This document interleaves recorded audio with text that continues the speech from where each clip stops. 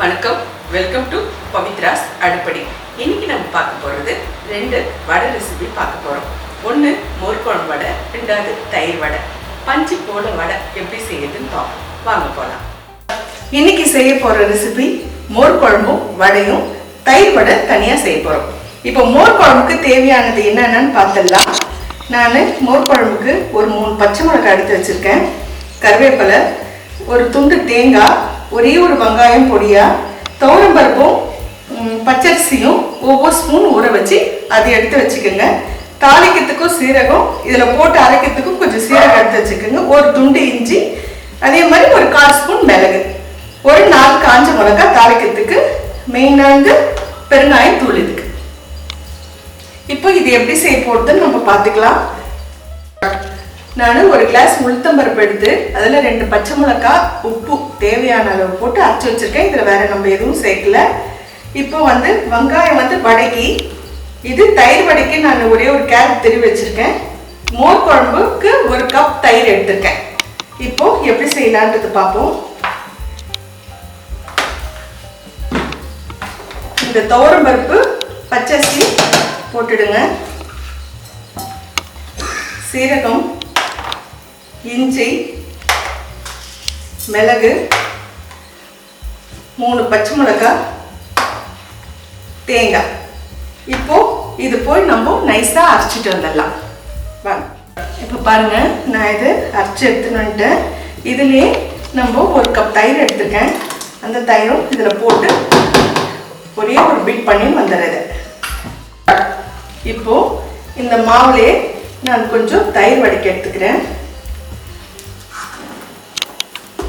இப்போ இந்த மாவில் கொத்தமல்லி, வெங்காயமும் போட்டு நம்ம இது பிசைஞ்சு எடுத்துக்கலாம் தனியாக. இப்போ வாங்க எப்படி செய்யறதுன்னு பார்க்கலாம். இப்போ நம்ம இதில் தயிரும் ஊற்றிட்டோம் இல்லைங்களா, இதை ஒரு கிணத்துல ஊற்றிக்கங்க. ஊற்றிட்டு நல்லா அடிச்சிடுங்க. இதுலேயே மஞ்சள் தூளும் கொஞ்சம் போட்டுக்கோங்க.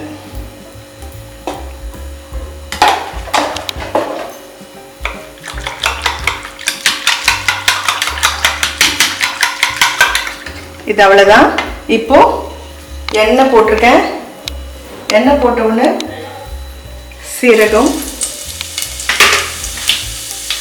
காஞ்ச மிளகாய் 4 அப்படியே போடுறேன்.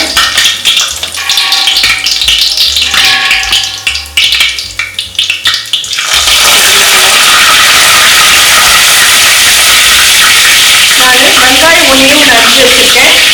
அதை கொஞ்சம் ஃப்ரை பண்ணிக்கோங்க. அதில் வெங்காயம் நிறைய பேர் போட மாட்டாங்க, நான் போடுறேன். சும்மா லைட்டாக ஃப்ரை பண்ணிக்கோங்க. வெங்காயம் கொஞ்சம் ஃப்ரை ஆகட்டும், கோல்டன் கலரில் கொஞ்சம் வரட்டும்.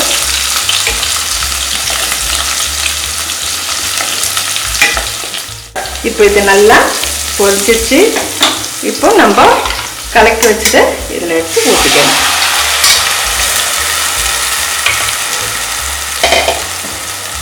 இதிலே பெருங்காயத்தூளும் போட்டுடுங்க.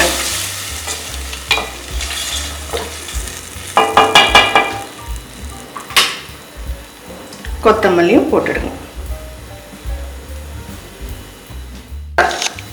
இப்போ இதில் தேவையான அளவு நீங்கள் உப்பும் போட்டுக்கோங்க.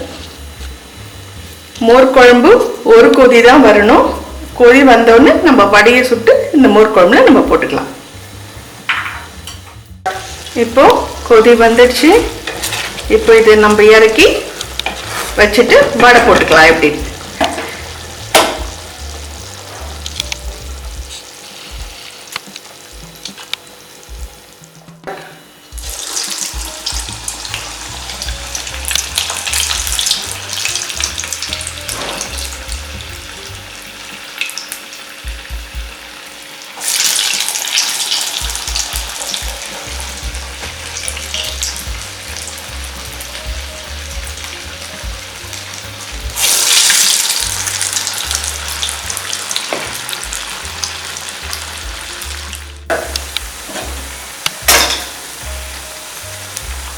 இப்போ 2 பக்கம் திருப்பி விட்டுக்கோங்க.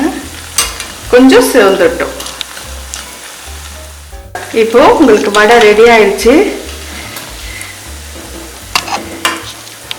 ரெடி ஆனோடனே இங்கே பாருங்க, நான் பிளெயினாக தண்ணி வச்சிருக்கேன் ஒரு கிண்ணத்துல. ஒரு செகண்ட் இந்த வடையை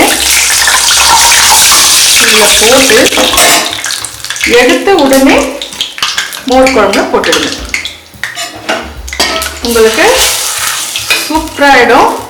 வாயில் போட்டோன்னா அப்படியே கரைஞ்சி உங்களுக்கு உள்ள போயிடும் அது வடை. அந்த அளவுக்கு வெறும் நல்ல தண்ணி, நம்ம குடிக்கிற தண்ணியிலே ஒரு செகண்ட் சும்மா போட்டு உடனே எடுத்து மோர் குழம்புல போட்டுடுங்க. இப்போ மோர் குழம்பும் ஆயிடுச்சு, மோர் குழம்பு வடையும் ஆயிடுச்சு. இப்போ தயிர் வடை எப்படின்னு பார்ப்போம். இப்போ நம்ம அதுல இருந்து கொஞ்சம் மாவு எடுத்தோம் இல்லைங்களா, இதுல உப்பு போட்டிருக்கேன், பச்சை மிளகாய் ஏற்கனவே போட்டு அரைச்சாச்சு. நீங்க வெறும் கொஞ்சோண்டு பெருங்காயம் மட்டும் போட்டு இது நம்ம போட்டு எடுத்துக்கலாம். இப்போ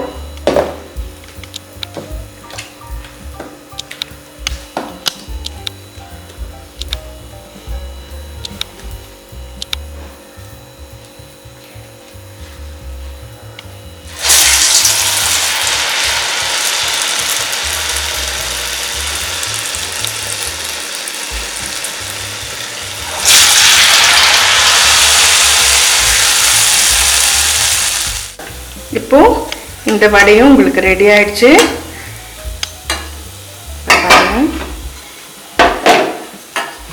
இப்போ இதையும் ஒரு செகண்ட் தண்ணியில் போட்டு எடுத்து இப்படி வச்சுக்கோங்க. இப்போ இது எப்படி ரெடி பண்ணுறதுன்னு பார்ப்போம். இப்போ இந்த 2 வடையும் நம்ம தயிர் வடைக்கு எடுத்து வச்சுருக்கோம். தயிர் எடுத்துருக்கேன் நான். இதை நல்லா அடித்து எடுத்துக்கோங்க. எடுத்துட்டு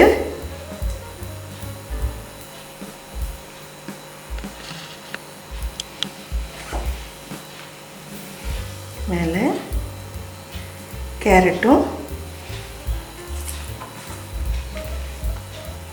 வெங்காயமும் நீங்கள் இப்படி தூவி கொடுத்துருங்க. இப்போ உங்களுக்கு மோர் குழம்பு வடையும் ரெடி ஆயிடுச்சு, தயிர் வடையும் ரெடி ஆயிடுச்சு. பிடிச்சிருந்தா லைக் பண்ணுங்கள், ஷேர் பண்ணுங்கள், சப்ஸ்கிரைப் பண்ணுங்கள். தேங்க்யூ.